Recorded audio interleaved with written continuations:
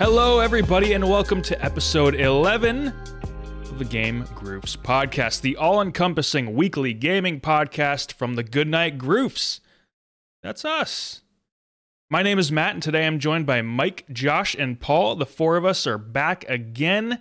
Gentlemen, let's jump right into this thing. I'm going to ask you about your peak of the week. Instead of asking you how you're doing this week, I want to ask you what your peak of the week has been. So, Paul, what was the best thing that happened to you this week? Best thing that happened to me this week was getting to go swimming a lot towards the end of the summer here. I have not really been out too much, even to public places, just because, we still have some mandates in Canada and people are out there, but I was just, a little nervous. So Rachel and I actually we looked up this beach that's an hour. We were just looking at this certain lake we used to go to when we were kids, separately. We just happened to both go there.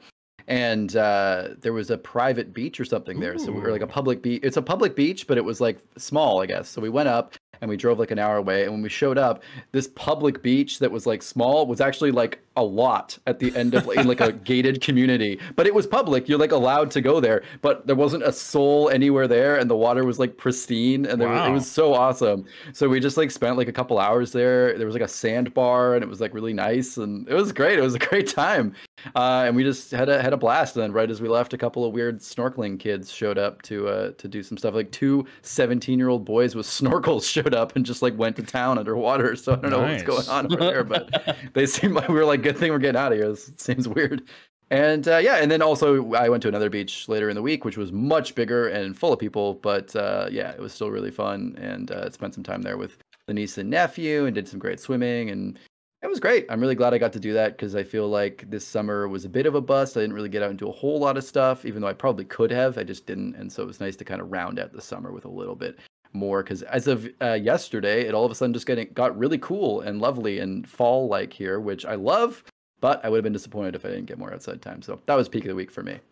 See, I love lake swimming, but being from the South, you really can't do it down. Yeah. It's sketchy. It's sketchy. It's dangerous. You really just can't do it. But there's nothing better than Pacific Northwest Lake, or even the Great Lakes, and I swam in Lake Ontario this week, so yeah, it was a good time. Nice. Now you can't swim too close to Toronto in Lake Ontario. You have to go pretty far out because it's super nasty if you're anywhere near the city. But as you get further and further out, we went probably a couple hours outside the city along the lake, and it's clean there. So that was nice. Nice. Well, good. I'm glad you got to do that. That sounds like a really good way to sort of cap off the summer. Yeah. Josh, what about you? What was your peak of the week, sir? My pick of the week is approaching. It's going to be on Saturday because college football is fucking back. I'm really excited. Finally get to watch the Gators again, get to literally just sit here, play video games, have college football up on the second monitor, and just watch SEC football all day. It's going to be beautiful. And, hopefully watch the teams I hate eat shit and lose. It's great. Also, kind of adding on to a Paul's point there, it actually does feel fantastic here. It's 80 degrees here. Mm-hmm. It's it's not 95 and freaking 75% humidity or some shit. It's been beautiful here. It feels like fall, even though I know it's a lie. And it's gonna come back and smack me in the face. The weather's been wonderful too. It's been cool. I just looked it up here, and it's about in your freedom units. It is 65 degrees here with a little bit of a breeze, and it's quite nice. Not too cold, but it's a good time. Nice, love it. There's actually some college football tonight too, as of recording this episode. There's some games tonight. I know Boise State and UCF are playing. That could be a big game. Mike, what about you? What was your peak of the week? Well, I've got two. Oh, good. So I'm going to go with the first one. Sorry, Mike, you're only allowed one. So Fine, you better choose quickly. One and a honorable mention. Damn, you found a loophole. Okay. No honorable mention loophole. Mine is the same vein as Josh. I'm going to the U of M opening game on Saturday. So we play Western Michigan, and hopefully that's a blowout, and I can go home happy. So that will be my peak of the week. I've got people from college coming in, and we're gonna tailgate, and then it should be a good time. Sounds awesome. It's a great time. It should be fun. hopefully, and not upsetting like Appalachian State. But my honorable mention peak of the week is asking you, Matt, what your peak of the week is. Oh, wow. Oh, wow. God damn. Very nice, very nice. It's back to school season. It's like putting an apple on the teacher's desk. My peak of the week is just being back home after traveling around a ton. I am a homebody. I just like being around home. You know, I like going on vacation, but a lot of my vacations, quote, lately have not been actual vacation. They've been more purposeful trips. So it's nice to just be home and be able to hang out and podcast again, because Mike had been handling GG Replay and did such a good job. But it's nice to be back, gotta say. We love having you back. I appreciate it. Now, for you guys, I'm always there on the internet, wherever I am. So I'm always around. That's true. All right. Trending topics. In trending topics, I give our panelists a choice between 3 search terms. They have to tell me which term they think got the most searches over the last 7 days via stats from Google Trends. We'll play 3 quick rounds. First round, Dead Space, Far Cry 6, or Elden Ring? I'll go with Dead Space. A lot of cool stuff came out. Based on the views for... Yeah, that's what I was thinking too. I was going to say Elden Ring. Replay? Elden Ring. I was thinking that too, because that's the only reason that video would have done so well. That's smart thinking, but everyone's wrong. It was Far Cry 6. Oh. We should be going with the staples here. They cleared the bro games. Go show us. So smart, but I guess not that smart. All right. Round 2. We overthought it. No Man's Sky, Star Citizen, or The Outer Worlds? People still talk about Star Citizen. No Man's Sky. No Man's Sky. Yeah, I think Star Citizen is going to shock me and be the winner, but I'm going to say No Man's Sky. I'm going No Man's Sky as well. Yeah, it was No Man's Sky. I gave you guys a layup there. I don't know. There could have been some weird people, just like all the psychos who are like ready for Star Citizen still. All right, have been for 48 years. Yeah, and will be for another 48. Yeah. All right, last round. North, South, East, or West? Whoa, 4 options. This is changing it up here. Yeah. South. Going south. Well, North and West could be a search for Kanye's kid. So that's important to remember. I have so many lines of logic here that I have a lot. I'm trying to think of what these could be. Horizon Forbidden West, Western Sandwich, Southwest Airlines. I'm going to go with North, since that is where I am. I'm going to go with East. All right. So the answer was West. Mother. No one got it. Now, is it like a cop-out to say that was my second answer? Now, I will say 3 of these were very close. North, South, and West were very close, and East was just far behind the others. I don't know why. It's a weird word. It's a weird word. It should be like you got yeast, beast, like... I feel like it would... Which do you think would be the most commonly misspelled? I think it would be West. I think people would just spell it as Weast, actually. I think East would be the most misspelled. I'm thinking a lot of people would spell it EST, like it is in French. Yep, that's what I think. Oh, is that East and none French? Of them are misspelled because they're 5 letters long at most. People are really idiots, okay? People are idiots out there. It could be weird, though. I'm imagining a lot of people write SOTH for South. But the people who would do that, I feel like the people who would do that though are like people from the South who then also are so proud of themselves that they would definitely know how to pronounce it. All right, moving on. Let's move on before we offend literally every cardinal direction. Who I'm talking about. Nobody who listens to Goodnight Groofs has that issue. Look, my Southern boys, get Paul, get him. Oh no! Looks like them Duke boys are at it again. All right. Let's move on to the big question. Big. No Man's Sky released its Frontiers update yesterday. The update brings a ton of frequently requested features like settlements, new destruction effects, additional save slots, and more. In a world where full-priced games release paid DLC, paid expansions, and microtransactions, Hello Games has provided every No Man's Sky update for free. So, here lies the question. Is this model realistic? Or is Hello Games taking major sacrifices to give out all of their No Man's Sky updates for free? Should more studios follow their lead instead of being greedy? Or do we need to be more understanding of some circumstances? I'm going to kick this one to Paul first. Yeah, so I think this is, again, one of those scenarios where we talked about a bit on replay. So I just want to reiterate quickly my points from that, which is that, first off, big ups. I love the way they do this, not just because I like free stuff, but also I just think it's really pro-consumer and really harkens back to, well, it doesn't even harken back because older games, like we talked about on replay, had expansions that you paid for, DLC that you paid. There's really nothing here. Now, I will say, I don't know if this is the way they would have gone had it not had such a shockingly bad, well, probably not shocking to them, but such a bad launch. I think this is more a case of this is the game they were going to make in the first place, and it just had to take them 5 years to make it. And so this was probably budgeted in from the first, partly maybe from the first part, and it just took them forever because they're a small team. So I'm assuming, they haven't really grown a whole lot. It's mainly just paying the same amount of people just to keep working on the same thing.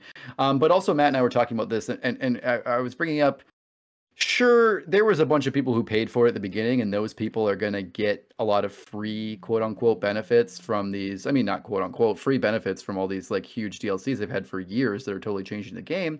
But also because the game has changed so much, every new update, every new thing, every person who lauds the game and their great post-launch, updates will find new customers. I think the game goes on sale a lot, not for like big discounts, but like solid, comfortable discounts. It goes for like $25, $30 all the time on Steam. I think that's the sweet spot. I think this game, I don't have any numbers to back me up. I just think this game is still selling super well. And I think every free DLC they put out just helps push it further. I don't know if, I don't think it's other companies. I mean, other companies are greedy, but I don't think it's necessarily just that they're greedy. I agree that I don't think every company could do this necessarily. But because this is such a small team, it worked out that they could make a game under budget that wasn't right and then spend years getting to where it should be. And then it looks like they're heroes for putting out free DLC, sort of. It's hard to say. But yeah, that's kind of my messy point on the whole thing. Now, just to put some context to what you're saying about small team, they are pretty small, but just to put a number on it, I looked it up, and they have 26 employees. So that is a pretty small development studio. And they started out smaller when they were working on Joe Danger and first getting into No Man's Sky. So now I'm looking at their Steam chart numbers, and obviously that's not going to be representative of the entire player base, but it is crazy. Like, they have grown a lot. So the game came out, what is this? 2016. Okay, so it came out August 2016. That month, they averaged, the average amount of players was 37,000. In just 1 month, it dropped to 3,000. And then in just one more month, it dropped to an average number of players of 700. Yeah. Okay, and right now, in the last 30 days, it's averaging 5,400. So that is pretty nuts. It's still like not like mind-blowingly high, but they were hanging under 1,000 average players still as of like May 2018. So they have made a lot of strides and have made strides quickly. Mike, let's kick this to you. What are your thoughts on this whole thing? Yeah. So I listened to the GG replay, and I immediately, when you started talking about this, started diving into numbers. So found the same thing that you found of the 26 employees, which is relatively small. And on top of that, you had asked, like, you postured how they got like funding to keep doing this. Are they bleeding money? Are they just doing it out of the goodness of their heart, et cetera, et cetera? And I don't think that's the case. So in 2020, so last year, they released a game, The Last Campfire, that I think did pretty well. And they said on in a press release that they only had 3 developers working on that game. Everyone else has been working on either DLC, updates for No Man's Sky, or the new game that they're working on. So they seem extremely efficient in using their development, resources. Wow, yeah. And then on top of that, it went to Xbox Game Pass last year, I believe. It did.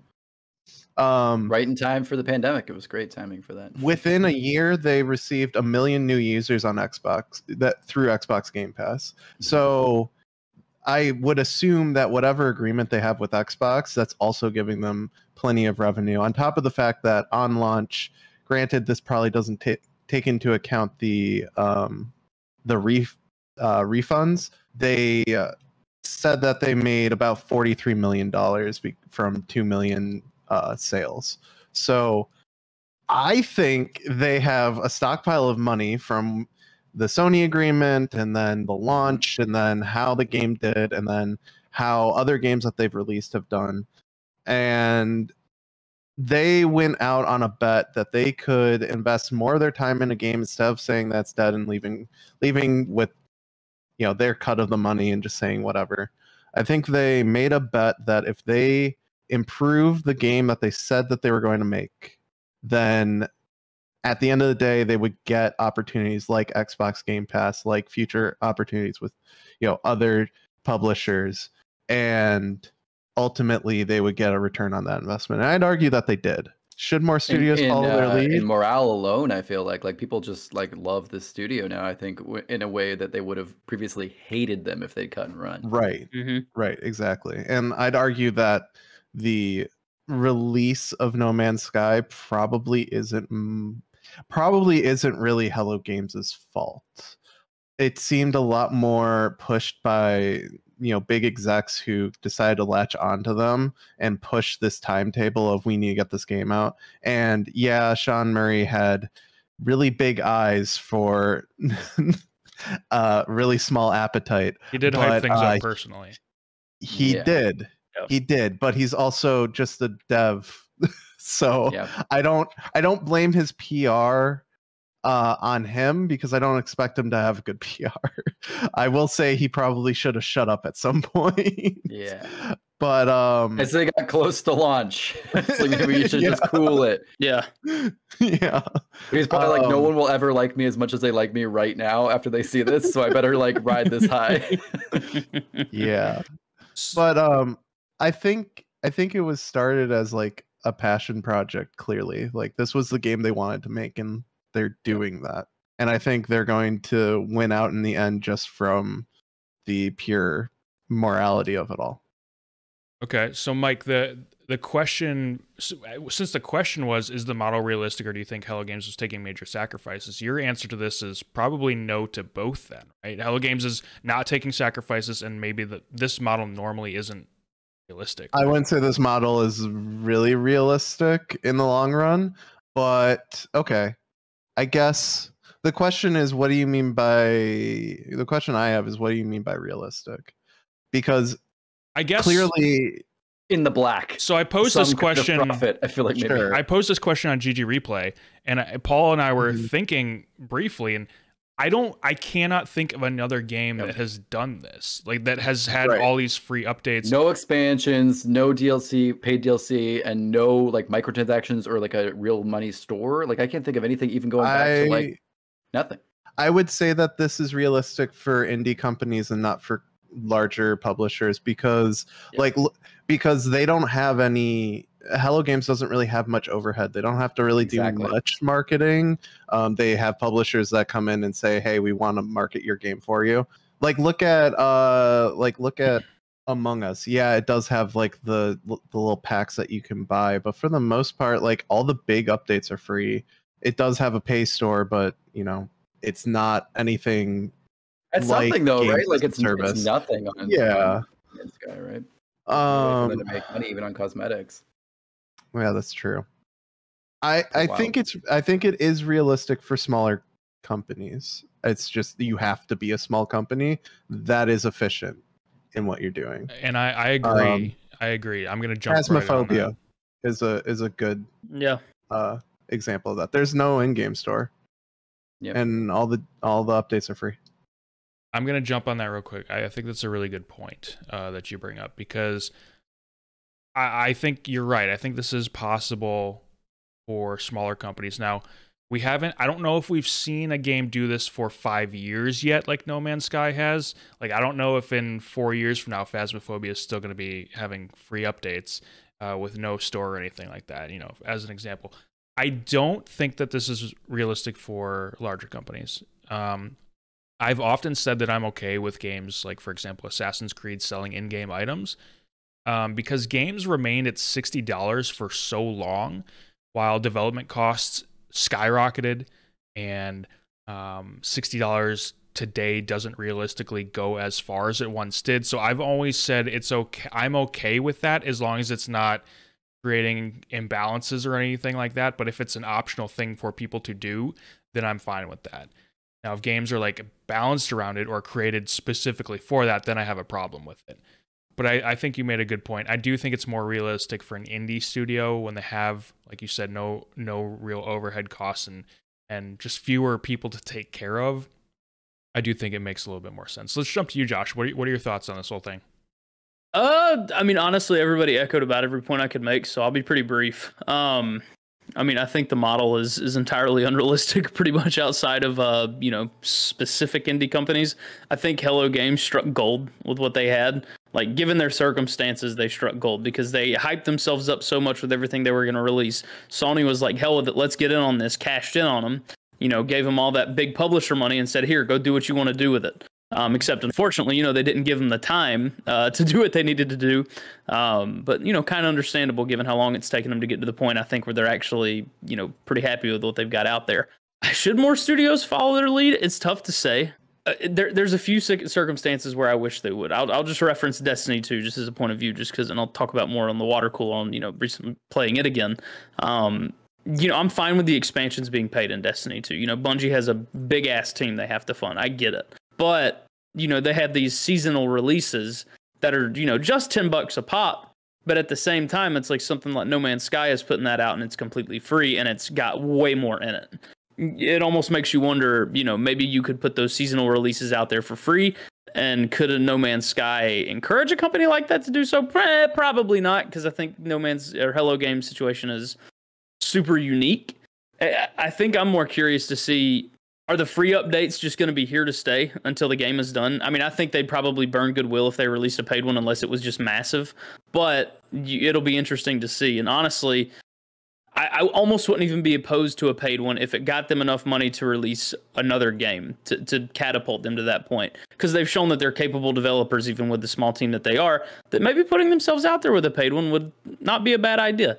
But on the whole, I mean, I don't really think it's realistic, and I don't see other companies doing it, but maybe they could be on the forefront of a potential model that maybe could do that. But it's really hard to say. It's a really big cost risk for these big ass developers with these really big teams. I think it's interesting that you mentioned the possibility of them at some point introducing a paid DLC. Now, I don't remember all their initial promises way back in the day, but I wonder if they're still working on getting all those out, and maybe once all those are fulfilled, they've gone above and beyond at this point. Okay. They've gone beyond their initial promises. There's been a lot of posts about that. Yeah. So I was wondering maybe if at that point people would then accept paid DLC following that, but they're still going with the free stuff. So I don't know. What do you think? And this wasn't really a part of the question, but what do we think is next? Is No Man's Sky are they going to be developing for No Man's Sky for another 5 years? Or is something new coming?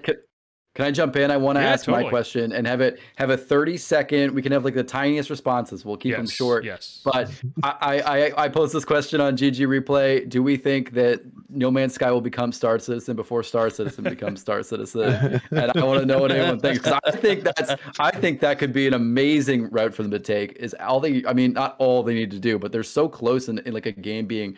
Obviously the scope and the feature creep isn't there, but adding more massively multiplayer elements is like they're on the cusp of doing something like that. Like the multiplayer's already gotten good. The world is so fleshed out. I mean, the universe is so fleshed out. I don't know. What do you guys think? I think they'd have to expand their team immensely to do something like that, just because of all the back-end services you have to run. And I'm not sure if they're willing to do that risk, but I think it'd be dope. Because cool, right? Like exploring worlds with your friends would just be cool as hell. Because like jumping between worlds and worlds, it's fun as hell. Yeah. I think it's an unnecessary risk, because undertaking an MMO is so much more complex than just a typical game. Yeah, it'd be another scenario like before where they'd have to come out, basically promise all this stuff, and then sell the game like a paid DLC, like sell the game for a massive amount, like as a second version almost. That's so expensive, and that would have to buoy them from all the costs they would incur, and that's a big risk when they're doing pretty great, I think, with the free DLCs. I agree with you, Matt. Though I think the game will keep going.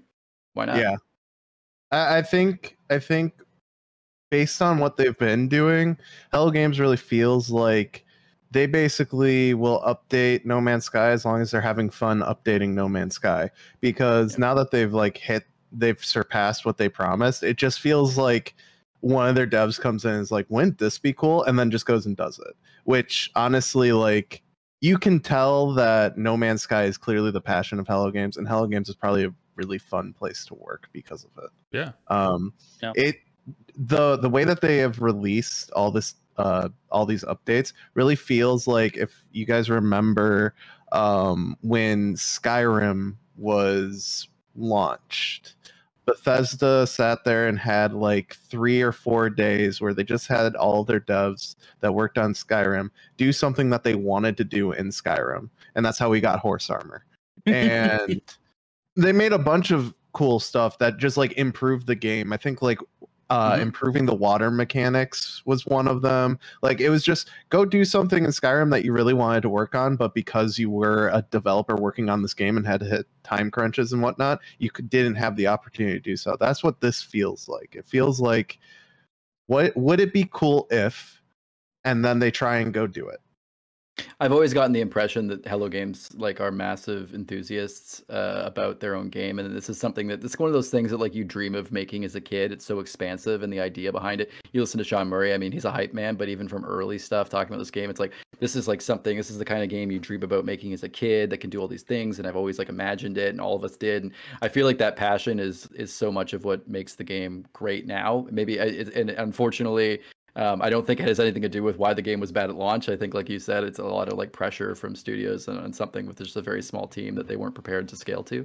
But I agree with you. I think they're just going to work. They love it, and that's awesome to see. It's to see that like actual people who actually like still love making the game, and they're able to facilitate doing that, which is really, really awesome. Totally. I don't personally enjoy No Man's Sky, but I'm very much happy for the people that do. And I do hope that they keep developing and giving free updates as long as possible. I do think at some point there's going to be diminishing returns. I mean, at some point, everyone who is going to buy No Man's Sky is going to have bought No Man's Sky, and the money will start to run out, and they'll have to start developing something new. But, you know, until then, keep on going. Yeah. All right, let's move on to Name That Game. In Name That Game, I give the panelists up to 10 clues. The clues start off more vague and progressively get more specific. The first panelist to guess correctly wins. You only get one guess. If you're wrong, you're out of here. Time for Paul to dumpster us. We take game title suggestions from $1. I played along with you guys last week, and I got it the same time Mike did, so I wasn't exactly on top of it. Now, I will say this week is difficult. It's going to be hard. Oh, great. And I don't know if my clues are that great, but we'll go with it anyway.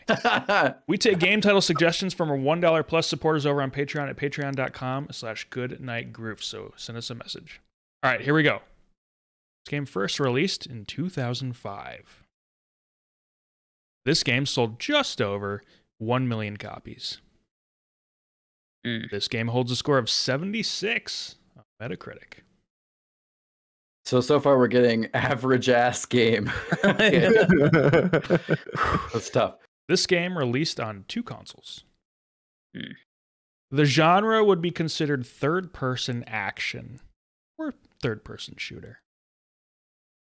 This game received a sequel in 2006 and spin-offs in 2008 and 2009. The developer of this game no longer exists.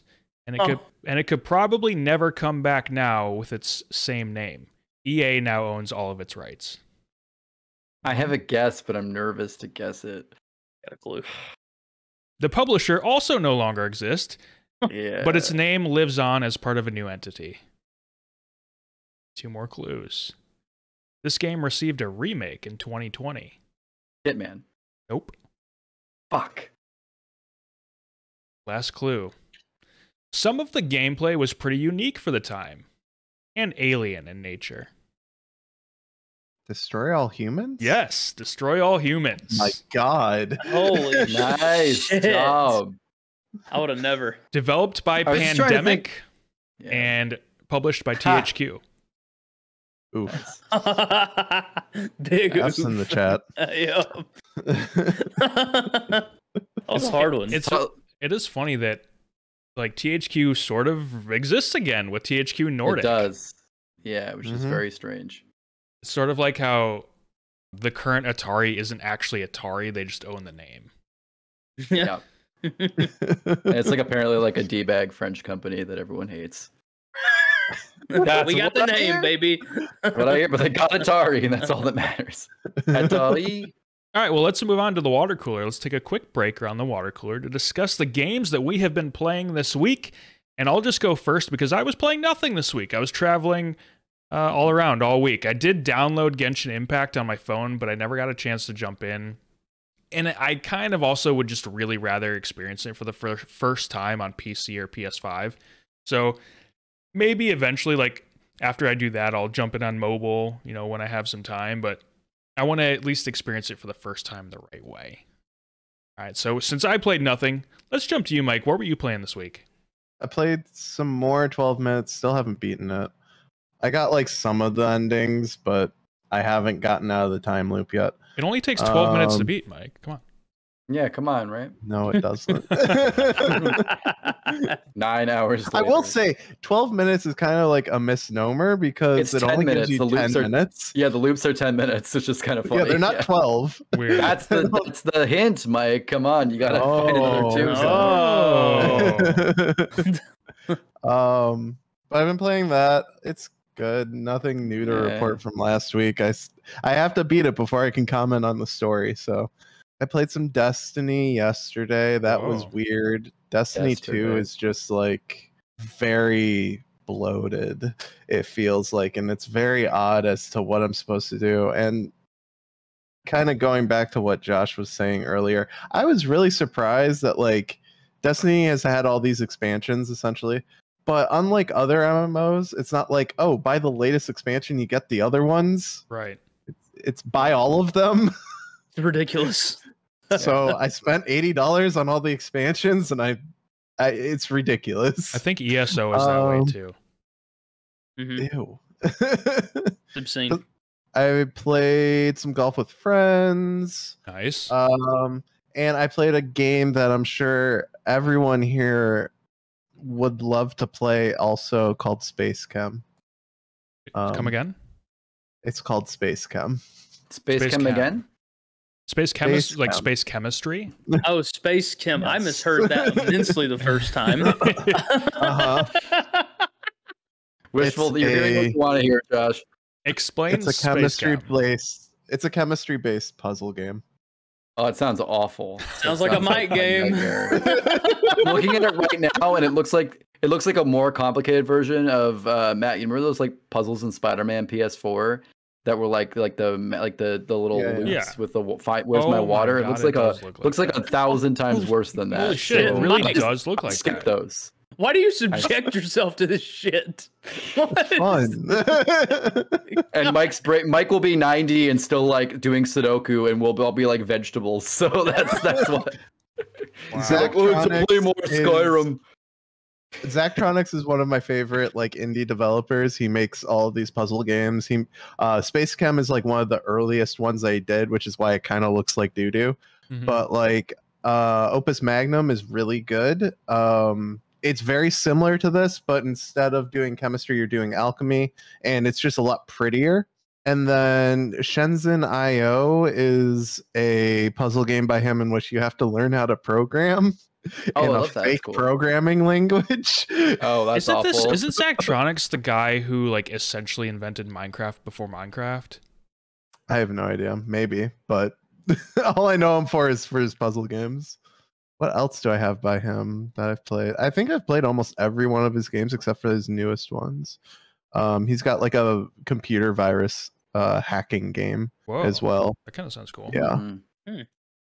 So, I mean, they're all puzzle games. They're all basically engineering based, in which you have to make a loop and optimize the loop in order to output whatever you want to output. But yeah, that's what I've played this week. Super exciting. Josh, what about you? What were you playing this week? I've still been in Far Cry 5 to be specific. Still haven't beaten it. Kind of taking a little break from it. Only so many outposts you can clear. Golf with your friends, which is fun. Did that on Saturday. Same with the good old fashioned Uno, baby. And then the main game this week has been Destiny 2. It's been nice to get back into it with the new season, the new expansion. Was the Witch Queen getting announced for February? Pretty excited for it. I mean, that's the thing with Destiny. I would agree with Mike's point on it's bloated as shit. There is no clear direction on what you're supposed to be doing. Like, other than, all right, do the current season and then do whatever the current expansion is. Just do those and get them out of the way. Then after that, there's a ton more for you to do. Go do it. Have fun. Exactly. But in the end, like, all you're going to be doing is basically just doing, like, strikes, which are basically dungeons, and then PvP. But it's fun. I mean, not a day goes by where I can't, or where I won't log on to Destiny and have fun, because the shooting is that goddamn good. It is really, really good. Probably one of, if not the best as far as shooting goes on FPS market today. So it's been nice to get back into it and just play. Mike, Fave, all of us, we're all kind of having a good time. It's nice. Yeah, the gunplay is what kept me in there for as long as I did, which wasn't long, but I do like we played a bit of Destiny too. That was fun. Yeah, but he brought up, Josh, you brought up that they don't really give you a lot of direction. That was my main issue. We had a lot of trouble wandering around. We had 3 of us playing, and we just kind of kept. I just didn't really know what I was supposed to do. I feel like we spent a while kind of like looking for the quest giver to find the next quest, and it was like, when do they just drop? Like, I feel like this game is so drop you in action all the time. Just drop me straight into action. Like, I don't care about any of the story that's happening around me. Right. Like, just drop me in. That's the problem I find too, is like, I'm looking up guides pretty frequently for certain quests, because it's like RuneScape quests where it's like they're going to be as vague as possible, and the only way to figure it out, like, you may call me an ape brain, but the only way I think to figure it out is you have to look up a guide, unless you're just that damn clever. It's otherwise you'll spend 1,000 years doing one quest, and it's just someone like Mike writing the guide, playing Space Cam in the background. That's what you exactly. That. I will say the quest marker system in that game is atrocious. It is. I was on the tower and it was like, go talk to Zavala, and it was like pointing me in the direction, and it points you like in segments, so you walk through a doorway and then it updates the marker, and it sent me past him through into a hangar, and then it flipped back on itself. It was like, no, go back. I'm like, what are you doing? It's so bad sometimes. It really is so bad. I also had to reinstall the game twice before it worked, and apparently that's you not had a lot of bugs. Uncommon. Like apparently people have that issue where like I'll install it and it'll start up the game, but it won't actually ever get past like the main menu, and then it just crashes. And apparently that happens to a number of people, and they're just like, yeah, just reinstall it, and it might work. There's definitely some bugs and issues with it. We got kicked out of PvP matches pretty frequently. I'd say probably every 1 out of 4 matches we were getting just booted randomly. That was it. Yeah, the game had to kick you out. It was unfair. I thought you were using hacks. Had to keep this guy's a sweaty Call of Duty player. This guy knows what's up. Paul, what about you? What were you playing this week? So I'll echo your sentiment a little bit that I didn't play a ton of games because I was trying to eke out a little bit of that last few days of summer. But I did play, some of my mainstays. I've been working on Hades. I'm now in the round 2 of the Hades fights. I'm working on it. I'm pushing my way through, and I'm getting roadblocked, but I'm getting there. I'm getting some good like storyline in the background while everything's going on, and things are progressing. So I'm having a good time with that. I have taken that a little bit on the break though recently, just because I feel like the story's kind of kicking up a little bit more, and I've kind of like wanting to play stuff and like watch TV and like chill a little bit, and I haven't been able to like focus as much as I wanted to on just kind of like fun runs. I did pick up some Fortnite again this week. I wanted to grab the Spider-Man. Oh, I wish the Superman stuff. Yeah, it was all right. I was feeling pretty good about myself. I almost got I got the Clark Kent skin, and I almost got the Superman emote, and then And then I went and talked to my nephew, my 8-year-old nephew. He's like, "Oh, I already got like black suit Superman, dude. You suck." And I was like, "Cool, awesome." I was like, "I felt pretty good about mine, but like, okay, I guess." He's like, "I got everything." He's like telling me how to spend my my V-Bucks. So I was like, "All right, fair enough." The future is now, old man. You know what's up. I'm a fucking all these Zoomers. I'm the boomer now. So. Anyway, so that was something I did as well. And I will say I did, Mike and I talked about this last week. I did play a little bit of 12 minutes. I'd say I played about half the game on my own. And then I got fucking fed up. I just am not puzzly enough. And I just, because I started looking at guides a little bit just to get like a hint because I got stuck a couple times. And then I saw that the stuff in the guides was like, a crazy combination of stuff that was like, oh, who would ever think you'd have to do it like 12 times or like accidentally find like the right combo. And I was like, you know what? This game is clearly not for me at this point. Like I played the first half. So I watched the rest on YouTube and it was cool. I won't comment heavily just because I didn't actually really play it. I'll wait till Mike finishes. We can talk about it a little bit and try to not be too spoilerly and vague. But yeah, I thought it was all right. I get I don't think it was necessarily for me, but I appreciate it. You know, I think like you said last week on Game Groofs, because I didn't get to talk about it. Willem Dafoe was great, and Daisy Ridley and James McAvoy just kind of were just there. Could have been fucking anyone. Didn't matter. It was all about the marketing, baby. So whatever. Yeah, but we'll talk about more about that next week. So it really is like a heavy puzzle game. I thought so. I'm sure for Mike, maybe it's not so much, but it is pretty. It's pretty much when you loop, you have to do things in certain orders to get things to work, and the orders change in the loops, and it can get a little complex. I mean, I think it's pretty complex, and it's hard to tell exactly when you've done the right thing sometimes until the loop's done. And I'd say that it's kind of akin to doing a maze, but in story form, because like you have to go down one route in order to unlock that area, the dead end of the other route. Then you go down that route and it unlocks something. And then you have to, and then you start learning that. And then you learn you have to start it this way always, and then go to this way the next way always. But then it starts to change, and it's a lot. And I appreciate it. And I think if you like that a little bit more, it'll appeal. I guess I hoped it would be a little more narrative and like less like I'm a little lighter on the puzzle, and it's pretty heavy for me. So, but yeah, I it was good. I think the reviews made sense. I think like what was like 72 or something. I think that made sense. Game of the year. Don't know about that. No, I'm trying to pull a Paul and find a good game that I can play while watching like YouTube videos and stuff like that. And typically that's an MMO, but there really hasn't been an MMO that I want to play right now. So I think back on Fortnite, baby. That's kind of why I want to get into Genshin Impact. I feel like it could fill that. It definitely can. Yeah. I think that's perfect. Yeah, that's a good choice. I messaged you in the Discord, but Round Guard is a game that you should check out. Yeah, I saw you message that actually, and I did look it up, and now I forget what. Now we're all immediately Googling. We're all looking it up. Round bouncy Guard. Dungeon crawler. Yeah, so this is like it's like a dungeon crawler, but it's like a shooter, like a bubble shooter thing. It's like a Peggle type thing. Side Paul, right the fuck up. Oh, so see, when I saw this, I didn't think it was like a shooter. I thought it was like a platformer when I first kind of looked at it when you mentioned it. Nope. Oh, this looks. Oh fuck. This is a Paul ass fall game. We've lost Paul to the Round Guard. This is what I will be doing while watching TV now on YouTube videos. Is playing Round Guard. That's awesome. It's kind of pricey, but I'm in. It's good. I mean, it's long. It's very lengthy. It's kind of roguelite-y in the sense that like you can unlock artifacts for future runs. And there's like medals that you unlock. You're saying all the right things. If you do, like, you have to activate a medal, and if you make it all the way to the end, then that medal becomes gold, and there's something to do with that. It seems very like there's a lot to do if you want. I love Peggle so much, and I just feel like if it could just be a roguelike, then I'm set. So there we go. There you go. Plus, there's like some humor. It's I enjoy something it for everyone who loves Peggle. Yeah.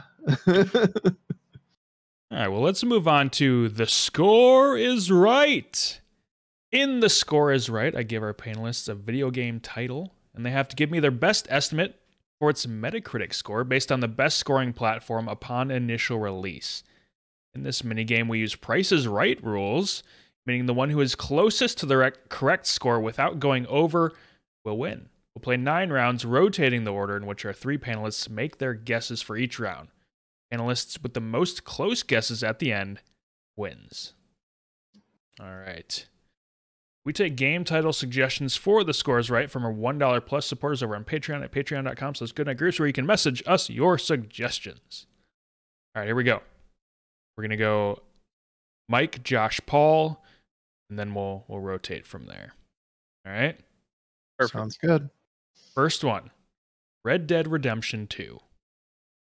87. 93. 2. I'm going to say 80. I thought you said 2 at first. No. It was just you. That would have been fine. I was basically going for a $1 vote, really, yeah. 97 was the correct score. Jesus Christ. Rockstar, baby. Fine. It was fine. Well, you know, it was good. If by fine you mean one of the greatest games ever made. It was great, but like, do you love it? Do you love it, Matt? It is the best looking open world game ever created. And that is not debatable. All right, number 2. That is debatable. The best looking open world. How dare you? That is not an objective statement. Name a better looking it's subjective. open world game. Better looking is the subjective thing. You mean like most fidelity or something? Like what's your... I mean like graphically, like I mean yes, talking about like getting near realistic, photorealistic, like nothing is more photorealistic as an open world game than Red Dead 2. I think that's a fair. Doesn't exist. I would have to think about it. I get you. I don't know. Abandoned looks pretty photorealistic. Let's move on. All right. What is Abandoned? Jesus Christ. I bet you could get Hassan on this show if we DM him. He'll respond to the DM, that's for sure. That'll be our get. All right, Mike, are you keeping score for us here? Yeah. All right, the first one goes to Josh. All right, second one. Josh, you're the first guess on this one, then Paul, then Mike. The Witcher 3 for the Switch. 92. Ooh. Fuck. 82. 83. You fucker. I usually do that. I didn't want to give you too much space, but I was like, I got it. I might have gone too high. Shit. 85. Mike wins. Hey. Fuck. I gave you something. You know what my first guess was dead on 85. I should have went with my gut. Damn. How bad does it look on Switch, and how awful does it run? How do they make that happen?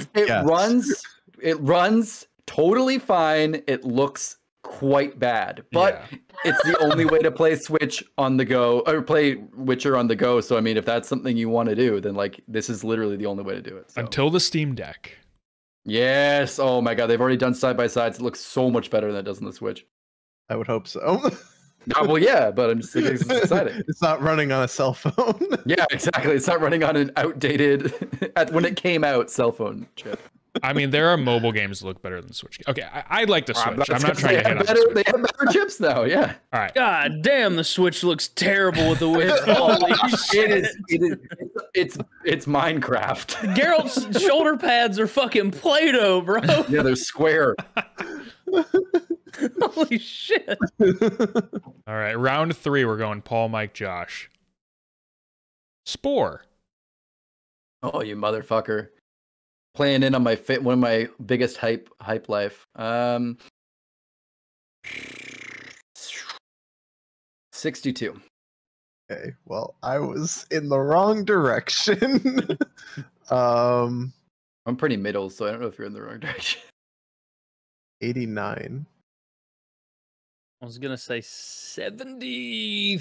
How good did you think Spore was, Mike? Jesus. It scored an 84. Oh shit. So okay. And then all that hype, bro. People just bought in. Yeah, but then it sucked. It didn't live up to it. Oh my goodness. All right, next game. We're going Mike, Josh, Paul. Iron Man, the 2008 tie-in game. That I will tell you, the demo on that game was a fucking blast. What? Never bought it, but the demo was so fun. Are you actually kidding me? No, I'm completely serious. I'm goddamn dead serious. It doesn't even happen. Okay. I know a lot about this game, but I have no idea. I remember it. I didn't buy it. I was like, oh, that looks cool, and then never bought it. I don't know, like it's 73. 68. $1, Bob. Oh. 56. Shit, Jesus the $1 bet. For the DS release. The highest scoring console release was 47 on the PS2, which, by the way, was 5 points higher than the PS3 release. What was the 360 by the way, release? this was a PS2 release in 2008. Yep. And then the PC release was the lowest, which was 32. I played it on 360, God. I think. On demo on 360. I think 360 was 45. So it was somewhere in the 40s. It did feel Yikes. like it was the closest to feeling like Iron Man you could get, but that wasn't like. But it was so far Okay, off that it was like, calm down. It was. I wouldn't say it made you feel like Iron Man. I just mean it was like the closest you could get. It's closer than Mario. Oh my God, Jesus! But Mario really makes you feel like Mario. Sure. What's our score now? Does Josh have 3 or is it? Josh has 2. 2 to 1. Okay. 2 to 1 to 1. All right, next game, Prototype. Ooh, Fun game. Yep. Really made you feel like Prototype. Really made you feel like a fucking mutant degenerate. Monster. Yeah. I'm gonna go 84. I hate this. I am gonna go. So stressful, bro. It's hard not being the. I like being the end leg here.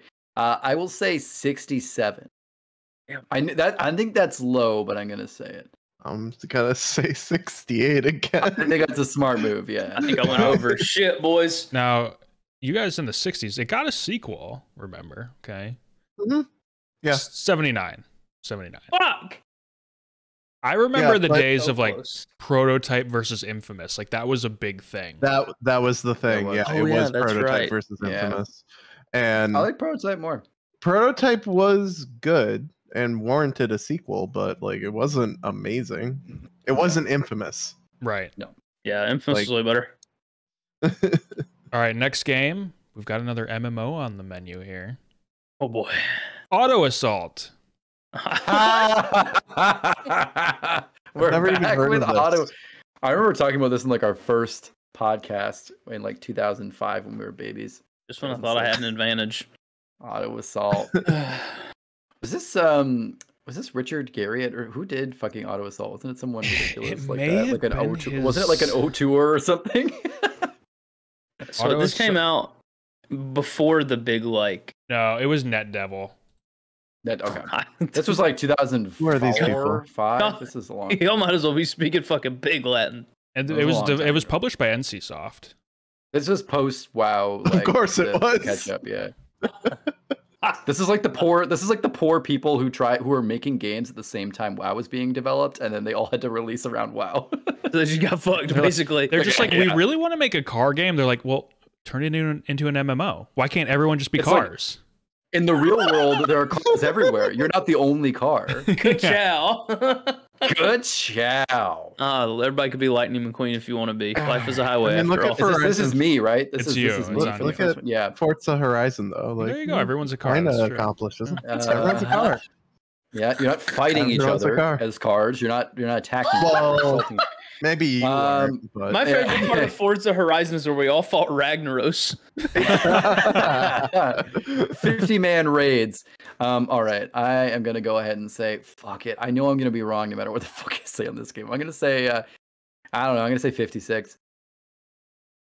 I'm gonna say 40 because I don't know what it is. I'm gonna go 61. 72. Hey, 72. Played the beta. Horrible game. It was not good. Horrible game. Horrible game. All right. Bad for its time, worse for now. Yeah. bro, I just looked up the images. Deadass, everyone is a fucking car. Yeah, you can get out. You are a car. You are a car. It's like Transformers, but you can't transform. You're just the car. It looks like the worst version of Twisted Metal anyone could have ever come up with. Honestly, think about it for a second, though. They might have just been ahead of their time. World of Tanks, World of Warships, like those came later on and were successful. That's true. It does look like one of those, actually. Did you say World of Cars? Yeah. World of Auto Assault. World of Autos. All right, next game, Kingdoms of Amalur: Reckoning. Ooh. When I don't really know what this is. I've heard of it, but I think I know the score for this. I think, which means I'm going to be horribly wrong. I'm trying to remember between two numbers here. I want to say 88. 77. 78.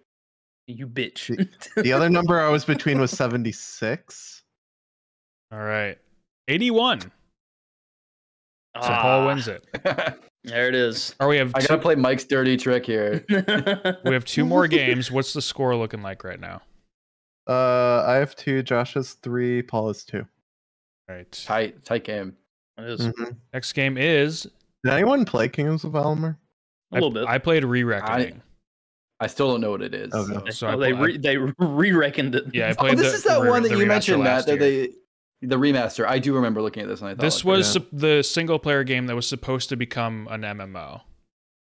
Yeah. Oh, it was made by Baseball Man, right? Baseball Man, yeah. That's the one. Kurt Schilling. Yeah. Sounds like a guy who lives like near the 7-Eleven. I'm pretty sure he does now. Sounds like a guy who's actually a baseball. Rhode Island literally owns him at this point, so. Like, the state of Rhode Island owned Kingdoms of Yikes. Jesus Christ, you can't say that phrase. Amalur. Kingdoms of Amalur. And then I think THQ Nordic like bought it from them or something. I don't know. I don't know this how is the most anyone's talked about. This episode's the most anyone's talked about THQ Nordic in a while. I feel like really. Yeah, my favorite video game a few times too many. I like Rhode Island. I like what they're doing. I agree. I'm just saying they're small. That's all. I agree. I like what they're doing. All right. Next game. The Sims 4. Okay. Is it me? It's on Josh. That's gonna be. It's really tough to say because they stripped a lot down with the Sims 4. They did. I'm gonna go with 83. In DLC. 83 just because it's the Sims, but I have another number in mind. I'm gonna say 76. That's my other guess. Josh? What did you guess? 83. 83. Oh, I'll go 79. I'll give you a window, Paul. Okay. I appreciate it. Nobody wins. It was 70. Damn, I knew it was bad, but holy shit. I was gonna come out swinging around 60, but Josh, you really swayed me with the it's just Sims and it'll do well. So I was like, you know what? I'll take that. Yeah, the Sims 3 was good, but the PC Sims release was 70. All the console releases were in the 60s. Oh, I'm sure. It kind of sucks. And no one really plays Sims 4 anymore. Rachel said she wants to. She's already been like, I want to write a blog post about how much Sims 4 sucks, and it's like, okay, well maybe go for it. It's like, all right, final game. What's the score now? Sorry. The same because no one got that. Oh yeah. I didn't pay attention the first time. 3 for Josh and 2 for the 2 for Mike and I. Okay. Yeah. All right. So potential tie or Josh winning. Okay. Final game is Brutal Legend. Oh. Just how much I know about gaming, honestly. I'm the worst gamer. Do you remember this game? This is the Jack Black game. This was the Jack Black adventure music like fantasy game. It's actually pretty good. It's really cool, yeah. Interesting. I think you'd like it. I don't even know. I think you would like it. I think you would really like it. Yeah. And ironically. Okay, interesting. Paul, it's on you. It's me, Paul. Right? Fuck, sorry. I'm just like I'm gonna say 69. Nice. Nah, 69, dude. 69. 75. Man. You know what? I'll give you a window. 76. Give you a window? You can't pick any number lower? Okay. Matt, what is it? Did none of us win? Mike, what'd you say? 75. And you said what, Josh? A little more 76. Okay. I'll go 77. Okay. No. He said 76. He said 6. He said 6. 83. Josh wins. No, okay. We're good. We're good. We're good. What's that? What's that? How many times have we played the Price is Right game now? Twice. 2-0, baby. Let's go. The streak lives. 2-0. I guess it's only now. I'm losing my name that game streak. I need to get that shit back together. Someday when we have super fans, I'm gonna request that somebody makes an Excel spreadsheet of all the winning records for these games. You won't have to request it. People will do it voluntarily. People like Mike who like numbers will just do it for fun. Listen, I make subreddit for no reason. Yeah. When I sometimes, most of the time, when I start a new like Pokemon game, I make an Excel Pokedex. You're one of those people. Yeah. To be fair, when I play, that. Like that's awesome though. I think that's great. I had an Excel sheet for Animal Crossing New Horizons too. It told me what fish were available. I checked them off when I caught them so that I knew what was coming and what was leaving. And then I had a cross-pollination plant one so that I knew which plants I had and how to get the other flowers, etc. So I play games very differently, Mike. I was thinking the same shit. Wildly differently. You play them better, but my brain can't do it. Together is strong. When I play like association modes on NBA 2K, I'll do some spreadsheet stuff every once in a while. But that's about the only time I do that kind of stuff. They benefit the gameplay. It's awesome. Yeah. I mean, with Pokemon, my thought is it has a Pokedex built in. Is your Excel Pokedex better though? You can't search it like you can a spreadsheet. My Pokedex tells I highlight which ones are on my team, and it tells me which types I am strong against and which ones I'm weak against. Ooh, that's so cool. Very, very good. So it's better. It's what they should have in the game, basically. Essentially. What you're saying is Game Freak hire Mike. I mean, to be fair, Game Freak is famously. I don't think he'd want to work at Game Freak, to be honest. Yeah. All right, let's move on to audience questions. Every week we address 2 or 3 audience questions, although for the last many weeks it's only been 2. Comments or concerns. We take questions from our supporters over on Patreon at patreon.com/goodnightgroofs. Leave your questions in the comments section of the previous episode's post, which this week's audience member did not do, but I'm taking it anyway. The $1 tier will get you access to question submissions. We also take submissions at gamegroofs@gmail.com and in the YouTube comments, but our patrons will always receive priority. All right, this first question comes from Ish. Ish the bish, baby. Ish asks, what is your favorite video game soundtrack? And I'm going to go to Josh. I think I know what he's going to say, but I'm going to go to Josh. I'll have to have an honorable mention because the number one is really easy. It's World of Warcraft, obviously. It literally draws so much emotion out of me, like it's not even close to any other game. Honorable mention, I'm stuck between 2, but I got to go with Halo. I mean, it's just too good. It's too good. Yeah. Mike, what about you? I'm stuck between 2. If you had asked me this question maybe a year ago, I think I would have said Undertale. Oh, wow, okay. Megalovania, get out of town, man. So good. Right? But now I think I would say Persona 5. Oh, okay. That music is bumping. Slaps. And it doesn't stop. They make sure you listen to it. Oh, it just keeps going, and I'm very happy about it. Paul, what about you? And Royal's music is even better. Really? Oh. Yeah. It's just Royal. It's just Royal by Lord over and over again. No. No, fucking stupid. Shoot. That was a dumbass joke, but I thought if I didn't say it, would it be me on Game Groove? Sorry. Well, what about you? What's your favorite video game soundtrack? Yeah, so I didn't think about it, but I will give honorable mention. I don't like to give too much WoW praise lately, but I will say the soundtrack is pretty amazing, and I do love the WoW soundtrack because it's the soundtrack to I don't know, my youth. It's just like spent in World of Warcraft. So I mean, yeah.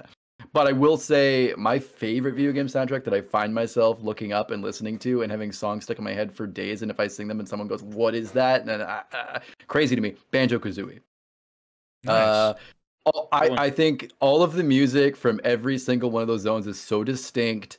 It's so catchy. It's so. I recall when we played Sea of Thieves: A Pirate's Life, the Pirates of the Caribbean DLC, Matt, and we got to that little. There was that little part that had like a little there's a part with a pirate ship, but there was like a part with a crashed pirate ship, and this like weird like fluty fun Banjo-Kazooie kind of music came on, and it's rare, and it made me so happy, and I just immediately felt like I want more music like that in games. It's just so fluty and fun and goofy, and in games like that, like cartoony games like Sea of Thieves, I think it fits so well. So anyway, I love that music, and I catch myself listening to it all the time. Nice. My pick is, I mean, obviously, I'm just gonna give honorable mention to WoW. I'm not gonna pick it, but yeah, like you said, it is the soundtrack to my youth. Yeah. But my pick is gonna be The Last of Us. Honestly, that's just kind of my style of music, the Westernish guitar style type music, and the composer who did both Last of Us games is also going to be doing it for the HBO series. He was the composer on at least one season of Narcos, which is a show I love, and love the music in that too. So the dude is a genius. I love his style. It's fantastic. Gustavo Santaolalla? I don't know if I'm pronouncing that correctly, but something like that.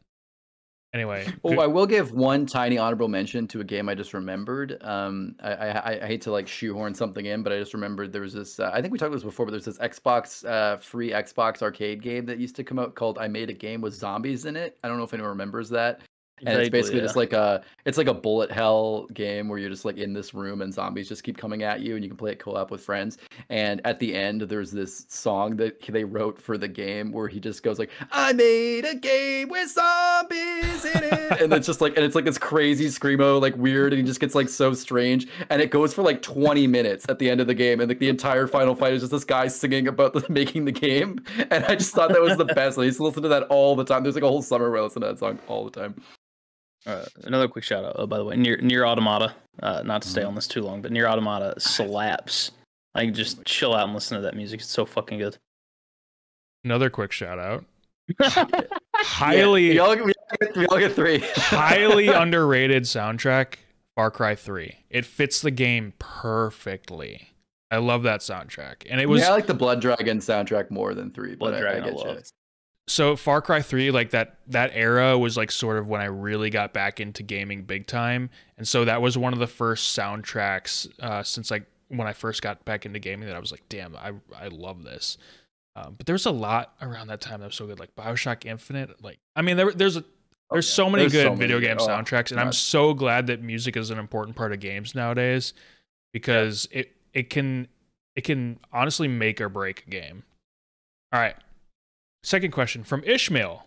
Not Ish, but Ishmael. Call me, comma. Ishmael. Did Gamescom live up to your expectations? Was it more or less than you expected? And I'll answer first, give you guys a second to think about it. My answer is I think so. I think it lived up to my expectations. I don't really know what I was expecting, to be honest. If anything, I guess I kind of assumed that shows would be smaller scale these days, with announcements being more spread out throughout the year. So I think it maybe even exceeded expectations, honestly. You know, because we saw some really cool stuff with Far Cry, and a good surprise like Cult of the Lamb, and there was a Horizon release date. I mean, there was a bunch of like really good stuff. So I think it was actually exceeding expectations. What about you, Paul? What do you think? Yeah, I would say I had a good time on the day, but overall, I mean, I didn't have high expectations just because I've never super followed Gamescom. Obviously, I check out whatever comes out, you know, whatever launch things happen in an event, I'll check out the news.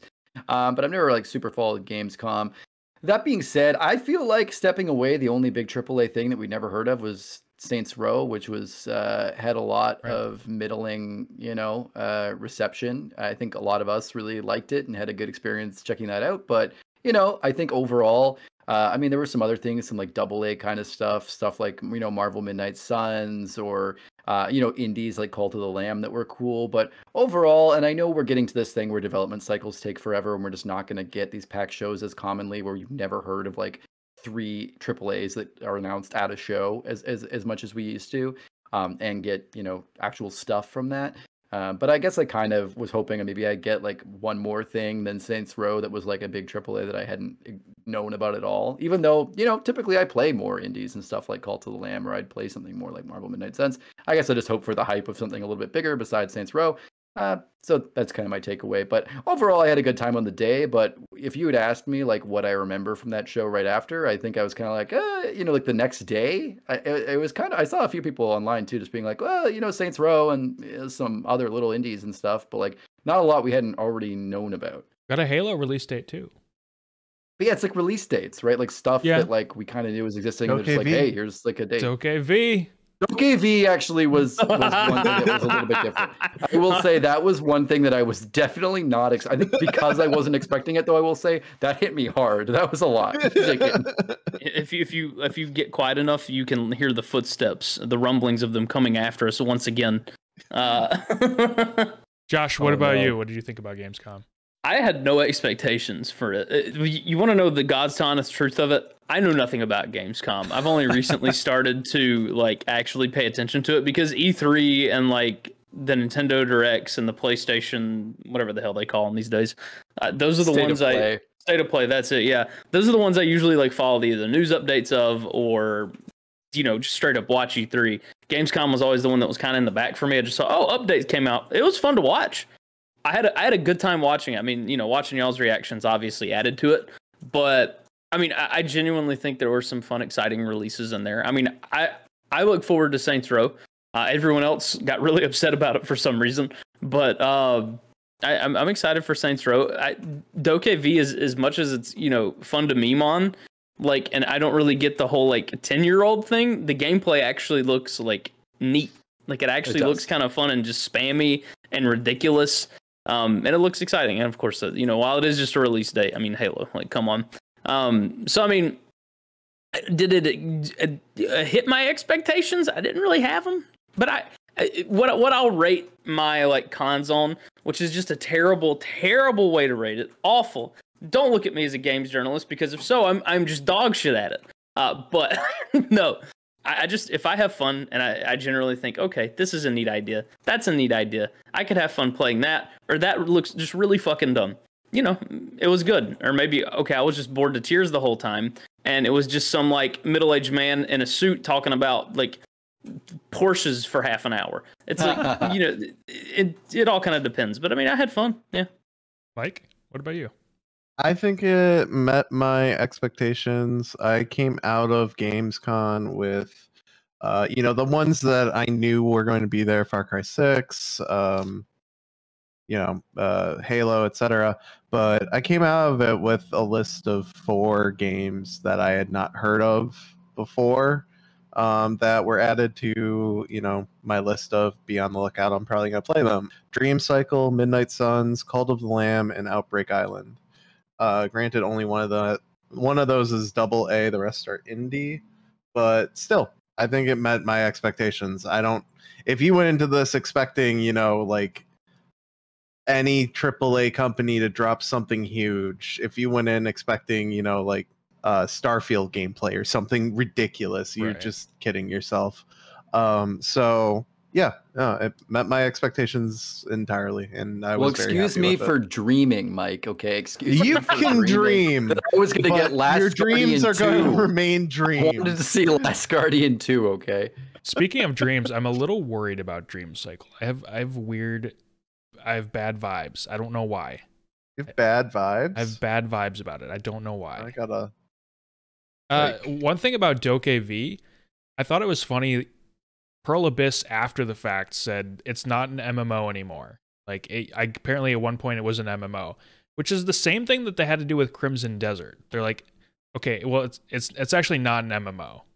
So why is Pearl Abyss doing this? Why do they keep starting development on a game as an MMO and then it's not an MMO? anymore. I don't know why they keep doing that. It might be the same thing of that we talk about often, that MMOs typically have to have like less engaging gameplay in order to be like balanced and work a lot of the time. So maybe they're just like, hey, Pearl Abyss does not give a flying fuck about balance. I guess. Yeah, that's fair.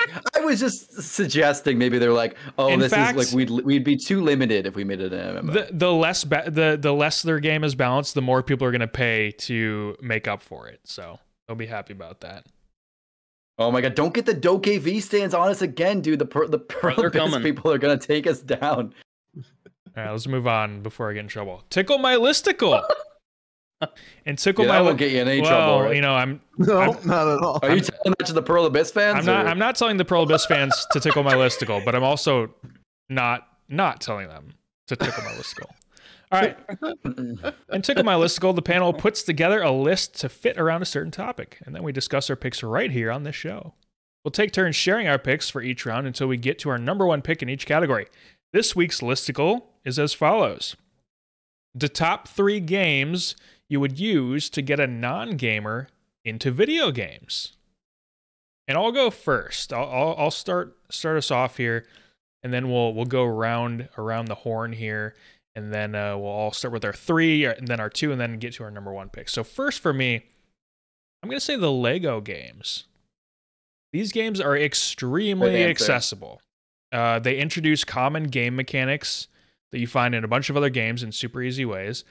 They have a little bit of humor, and everyone knows about Lego, and everyone is going to be familiar with at least some of the IP that they use in the Lego games. Like, for example, my wife, she beat all the Harry Potter Lego games. She loves Harry Potter. She played all the Harry Potter Lego games. People know Star Wars. People know Marvel. Like, people are going to be familiar with these IP that the Lego games are using. So I just think it's a really easy way to get someone into games. And as I'm saying this, my dog is now rolling around on the floor right next to me. I don't know what the hell she's doing. But we'll move on to Mike. She's trying to beat a Lego game. It's that easy. It's that easy. I guess my number 3, I didn't really put these in order, but I guess if I have to give a number 3 to it, Skyrim. And I say that just because, like, my dad played Skyrim for like 300 plus hours. Holy shit. And he does not play video games. Wow. I bought Skyrim and for my Xbox and for my 360, and then I never got to play Skyrim for my 360. I think he bought the game again when it came out with like the Legendary Edition, so that he could play through it and play the DLC. And yeah, so I'm just gonna go with that. I love that. That's awesome. I don't think it's the most accessible game, but I do think, like, if someone gets through the first 20 minutes of it, they're probably going to play it for hours.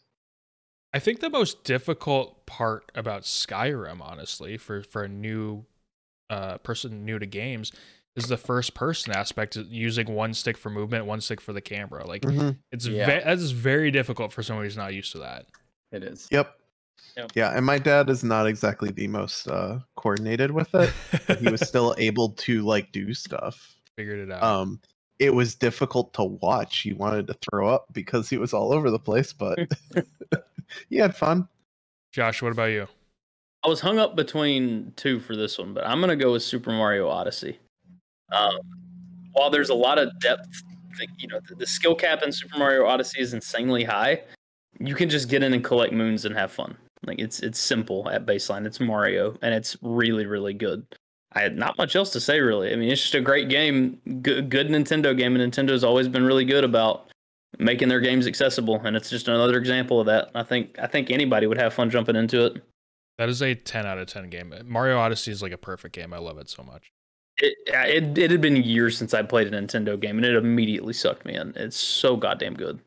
Now, Matt, what's better, Mario Odyssey or Red Dead Redemption 2? You can't explain it. Which is the more realistic open world? Better? What's better? Objectively better? Because New Donk City is pretty realistic. New Donk City looks a lot like a real. I will say, I think Red Dead 2 is a better game, but I enjoyed Mario Odyssey more. Fair answer. I would say I think Mario Odyssey is a better game, but Red Dead's a better, like, at a lot of other things. But that's interesting. Okay. All right, Paul, what about you? Number 3. I have a trajectory here. I have a system to indoctrinate someone. So my number 1, I'm starting with to get someone in. They say, oh, I haven't really played games, but I can play some games. I'm starting with The Sims. I know a lot of non-gamers or gaming adjacent people who have picked up The Sims. They want to make their own family in The Sims. They want to put their friends in The Sims. All of a sudden, you're getting sucked into the actual gameplay of The Sims, and you're not even paying attention to that anymore. And you start memorizing the names of all the family members, all the bachelors and the bunches and the Langeracks. So Rachel plays a lot of Sims. I can tell you a lot about Sims 3. But yeah, so I think that's how I'd start you off. I'd get you playing The Sims, just to get you in there. So that's my beginning, dipping your toe in the water. My wife recently sent me a Today I Learned thread on Reddit about Will Wright and how he was shopping The Sims, I guess, to publishers or something like that. And people were like, no one wants to play like a dollhouse game. They're like, I think part of it was like girls don't play video games. And then one of the comments in the Reddit thread was like, yes, the mindset, girls don't play, or we're not going to make games for girls because they don't play video games. It's like, well, right. It's because you're not making video games for them. Yeah. Right. Mm-hmm. Yeah. All right. So my next pick is Quantic Dream games, just as a whole. Now, you can also kind of maybe put like a slash here and also say like Telltale style games. Life is Strange, maybe, or something like that. Something like that. But pretty much everyone enjoys movies, at least to some extent. So I think introducing someone to games that are very much inspired by movies is a smart choice. For example, and this isn't Quantic Dream, this isn't Telltale, but Until Dawn, I have a friend who she is obsessed with horror movies, but she never like really played many video games. She loved Until Dawn, got her into video games a little bit. So I think that's definitely a good gateway because people can relate to them as movies. If they can think of it's an easier jump to make if they can think of it that way. Mike, what about you? Number 2. Number 2, I'm going to put. Yeah, I'm worried that Paul's going to steal one of mine. Ooh. You're stealing his. That's okay. I mean, we can have. But yeah, okay. So my number 2 right now, I would say Plants vs Zombies, or any type of like tower defense game. Smart. Very easy to just introduce them to something that's basically playing solitaire, but instead of solitaire, you're playing something a little bit more interesting. It's almost like an idle game, but slightly more involved. Yeah, exactly. Yeah. Are you comparing you're saying tower defense is like solitaire? Mike has a spreadsheet to prove this, Matt, so you better be careful. Like, don't challenge. No, that's a great pick. Say a step above, but yeah, that's a great pick because it also works so well on mobile, and that's where a lot of people play games who aren't gamers. Josh, this one may be a little goofy. Now, let's assume they know technology at least to some extent. All right, that in mind, I'm going for a breadth of answers here. Got to have a few different genres in here. So number 2, going Roller Coaster Tycoon 2. It hits that sim niche. People love roller coasters. While there may be a little bit of difficulty navigating the menus initially, I'd say if I can figure it out at the age of 10, anybody can figure it out. And it fits that neat little niche of like, all right, roller coasters, I can get down with that. I can yeet people into the great beyond with a roller coaster that speeds you up to 100 miles an hour, or I can make this giant park. I don't know, weird answer, but I don't know, I feel like it'd fit. I feel like you'd grasp the occasional person in there with that. No, that's a great answer. Roller Coaster Tycoon was one of my first real video games, probably. And I didn't know anything about technology or didn't really know anything about video games, and I perfectly, knew what I was doing. So it's a good choice. Paul. So I will say, not to like slag your answer off, but I actually considered an answer very similar to yours, Matt. And I decided not to go with that because I felt as though it might be a cop-out. I know a lot of people who are gaming adjacent who are dipping their toes in, and then they'll watch Quantic Dream games or Life is Strange or Telltale games on YouTube, and I feel like that doesn't actually get them into the game. And I agree that is a good answer for that, but I feel like some people are like, I can't do the sticks, I'll just watch them play it. So I'm thinking going a little more imaginative. So you played The Sims, you've made some families, you've gotten into the town and the world. Well, now you know what? It's time to upgrade. We're buying you a Switch, and we're getting you Animal Crossing New Horizons. Ooh, so there you are. You're out there in your town. You're still working on your town, but now you live in the town, and you're getting a little bit more creative in your personal view. You're getting more being your own character versus, you know, managing all the characters. And you can get in there, see a 3D world, move a little bit more freely, and get you used to some of the mechanics in modern games. So that's where we're going now. And now you have a Switch, so now you can start to maybe think about other games. Even though a lot of people who weren't big gamers bought a Switch just to play Animal Crossing last year. So I see enough of them on Facebook Marketplace, and I'm looking for a used Switch. So, like, I bought it from Animal Crossing. I played it for like a week, and here it is for half off.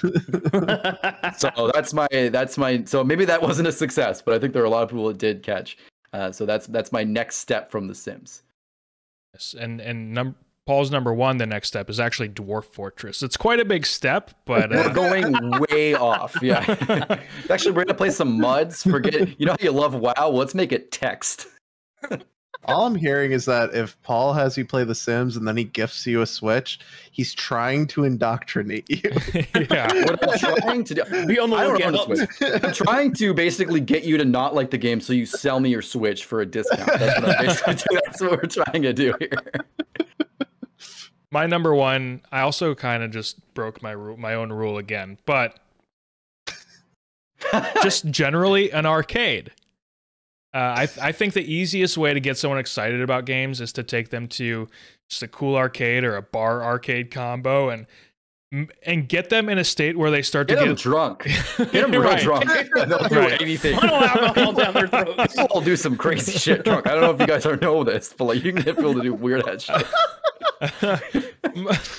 What I'm trying to say is, when you get someone in an arcade, you can get them like competitive about games when they normally might not be. Like, get them playing a light gun game or some co-op brawler. You know, make them trying to, make them try to beat your score on stuff and get them excited about that. I just think stuff like that can get people excited about games. And an arcade might not translate to home gaming right away, but if you can really get them into it, then maybe they'll try to look at home-based versions of similar type things. Mike, what about you? Number one. My number one, and I think it's specifically this game. And it's kind of in the same route as Paul, so hopefully I'm not stealing his number one. Stardew Valley. Ooh, okay. I think it's very intuitive. I think it gets you into the mindset of, okay, I make my character. Oh, I get to have a farm. That's nice. Oh, I get to talk to people. That's also nice. I've seen it suck people in. I know it can. So that's my number one. Great pick. Yeah, good. Not my number one too. So don't worry, you didn't take it. Good pick. Yeah, that is a good pick. Josh, number one. Are we breaking rules in this bitch? Hell yeah. We're breaking rules. So, I mean, I'm just going to say Mario in kind of a sense of like Mario Kart and like Mario Tennis, Mario Golf, that kind of sphere. It's simple. It's easy. You can just pick it up. Hey, you never played a game before, Numbnuts? Here's Mario Odyssey. Yeah. Here's all the Marios. Like, here's your homework. Like, go play this shit. Have fun. Why is every video game this small Italian man? It is. They're all that way, yeah. Why the fuck is he on a roller coaster now? What is this shit? I just played Rory McIlroy, PGA Tour, decides to have Mario Golf. Mario Golf. Why does Josh decides to have a mustache, and all he does is promote Mario. I see how it is. Wow, it's the mustache. True. It's me, Gabagool is Mario. The Gabagool. Nah, yeah, but it's just so easy to play and fun to get into. Anybody can get into it. Now you're gonna get really mad if you're playing Mario Kart, because you'll be in first place, and then here comes Bullet Bill to 100% fuck you. But you know what? At the end of the day, it's a good fun time, and you can have a blast with friends too. And you know what? Who doesn't like to be fucked by Bullet Bill? Me on a regular basis. Yeah, that's. I knew a guy named Bullet Bill once, and all. Anyway, that's a story for a different. All right. He reminded me a lot of Baseball Jim or whatever that guy. Who's that guy? Baseball man. That's the same. I have no idea what you're talking about. The guy who made the game, Baseball Jim. Kingdoms of by the 7-Eleven. Oh, right. Yeah, okay. Yeah. Not Kurt Schilling, who's not owned by the state of Rhode Island. No. Baseball man. Paul, you're number one in why is it Dwarf Fortress? Yeah, okay, so it's okay. I'm gonna throw you all off. Honorable mention of Dwarf Fortress. No, I'm kidding. Honorable mention I will give to World of Warcraft. I have known a few WoW players, like Rachel. Again, I mentioned her because she's not a traditional gamer, but I have taken some inspiration sometimes from like people I know who play games, and she loves WoW, even though she never traditionally played a lot of video games, because being immersed in a world that is so open and vast and pretty accessible, I think. For a newcomer, you don't have to get bogged down by the systems to just run around and play a level 20 starter account to get into it, Right. And from there you can move a lot further. And I think having that open world is really cool. And you can say that for a lot of MMOs. And I'm not certainly saying go out and get a WoW subscription right now, but I will say it is something that I think can enrapture new players. But he is saying use the free trial, use up server space, but don't pay for it. Yeah, use up server. Well, no, they might use that on there. They might use that to prove that's an MAU in the game. Yeah, that's an MAU. Okay, my actual number one. Okay, so we're talking. You've been playing Animal Crossing. You got your Switch now, and you're having a good time. And you're thinking, hey, I like this stuff, but I'm thinking of maybe picking up something a little more creative. I think that I'm enjoying this, but Tom Nook's creeping me out. Maybe I want to kill him with a sword. And you think, well, I can't do that in Animal Crossing. Well, introduce you, my friend, to Breath of the Wild, Legend of Zelda Breath of the Wild. So all of a sudden, you're coming out, you got your cartoony character, you're in an open, beautiful landscape. You can kind of do all this imaginative stuff. There's great traversal. And in addition, you can start getting yourself a little bit familiar with some combat. So you're getting you're getting that traditional adventure game, that stuff that captures all of us and the hearts and minds of children and imagination. But you're getting more into that traditional game. And from there, that's a gateway to stuff like Skyrim and a gateway to so many more games that are open world. I mean, from I think Zelda and Breath of the Wild, you can really just move on to any game really. And you've got the building blocks for what modern games are like. And I think this trajectory, and I will prove in this essay that this trajectory will get you to be a gamer, and I think Breath of the Wild is the right jump from Animal Crossing. That'll make you keep your Switch and not sell it to me for pennies on the dollar. It's interesting. When I first played Breath of the Wild, I didn't think that it was an accessible game, but as time has gone on, I've learned it must be, because there are a lot of people who aren't really gamers who really enjoyed it. My wife just beat Breath of the Wild, and she doesn't. I know a lot of people who their spouses don't play a lot of video games. And they played Breath of the Wild, and they played Breath of the Wild, bought a Switch, played other Switch games. Like it's a gateway game. She did every shrine. It's crazy. It's insane. Yeah. I think like Breath of the Wild probably feels better for people who don't have an experience in gaming, because there are mechanics in Breath of the Wild that are just frustrating from someone who knows they're oversimplified. Yeah, they're not exactly. And I think coming from someone who isn't used to doing that, like that is already struggling with the two sticks. I think that that's a game that like really kind of ushers you in a little bit more and holds your hand into that, and then goes, okay, now you do whatever you want to do. And I think that really appeals to people who don't have a lot of gaming experience. Yeah. Plus then they can go on to a game and realize that not all games break your weapons, and you get to keep them sometimes. Sometimes you do get to keep your weapons. It's a nice feeling. Water Brigade. It's weird. We can only hope Breath of the Wild 2 will make some changes in that regard. But I don't think Nintendo really cares. All right. No. Let's wrap up the show with a special shout out. Each panelist is going to give a special shout out to any video game character of their choice and provide a quick reason why the lucky character is getting this attention. I'll start by giving a special shout out to Trevor Phillips, GTA 5 fame, because no matter how crazy I can feel sometimes, I'll always know that people like you exist in this. Mike, your special shout out. All right, this is going to be again in the same vein as last time. My special shout out is to my Fallout 4 survival character, because I haven't played Fallout 4 survival in a while. Jay Poopy. He's getting this shout out. You didn't set him up for success, I'll tell you right now. No. He's getting this shout out because he's the only person I know that can rock a sleeveless blouse and summer shorts while blasting Wasteland Raiders in the face. Legend, some may say.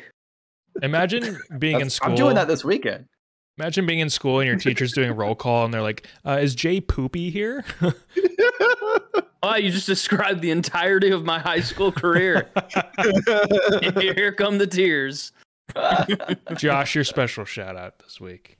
Big shout out to Makarov in Modern Warfare 2 for allowing 15-year-old me to commit a war crime. Really appreciate that. Paul, your special shout out?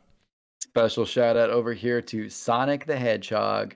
I just gotta say, you know what, man? You get a lot of flack, but I love you. I love you all the same, and I hope you stay around forever. And the games can get bad. The games can continue being terrible. The games can get really, really good. The games can do anything, but Sonic will be here until gaming dies and the heat death of the universe. And I'm here for it. I want Sonic to outlive Mario still to this day. Jesus. What? I think it's time to take him out of the pasture. I never said it was better. I mean, I have a quick question. Maybe this is gonna go off the rails, but like, sure, Sonic games are bad, but like, I kind of personally like I prefer Sonic as a character over Mario as a character because Mario's just boring. Like his games are great, but Mario as a character is just boring. Yeah, Sonic's a bit. I'll say my thing about Sonic is he's got this like '90s edgelord 12-year-old thing going on, right. But at the same time, that's at least a personality, and it's kind of fun, and you can meme on it, and like kind of like it's a clear direction they're taking. And Mario is just whoever he's like just a blank canvas for the game to just like be like, well, dude, you gotta go do stuff, and he's like, okay, here's my nipples. Who's the more realistic open world character, Arthur Morgan or Sonic the Hedgehog? Sonic can traverse the world faster, which is cool. Specifically, Sonic 06 Sonic is way more realistic than Arthur Morgan, definitely. I think that would be peak design for Sonic 06. The character design PS1 Hagrid.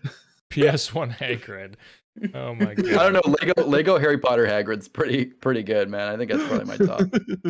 All right, we've gone off the rails here. Thank you so much for joining us here on the Game Groofs podcast, the all-encompassing gaming podcast from the Goodnight Groofs. If you really like the show, we encourage you to check out our Patreon at patreon.com/goodnightgroofs, where we currently have 3 different tiers available. Any and all support is greatly appreciated and will go a long way in improving everything here at the Goodnight Groofs. The $3 plus tier will get you access to this show 2 days early. Oh, are you okay there, Paul? Are you? Sorry, I'm getting really excited over this. Sorry, keep going. I'm just like I get excited when I hear a deal, man. A special shout out to all of our patrons currently supporting us in the $5 plus tier: Ishmael S. and Rachel S. A round of applause, please. Good answer. Round of applause. I was trying to get the good answer from Family Feud going earlier. The Family Feud going, yeah. We also ask that you take a couple minutes to drop a 5-star review on Apple Podcasts or leave a like and comment on the YouTube video. Everything helps, guys. Everything helps. Make sure to check out. Oh, sorry, it's just that's a deal. All I have to do is do a 5-star rating. It's crazy. Or just subscribe. It's free. Every 5-star review will give Paul a new orgasm. Make sure to check out goodnightgroofs.com for all of our content. You'll find the blog, GG Replay, the podcast, and more coming soon. Guys, any last thoughts, or Paul, any last moments? Ablutions. That'll do it for us here today, gentlemen. Thank you for joining me. Take care, everyone. Good night, Groofs. Good night.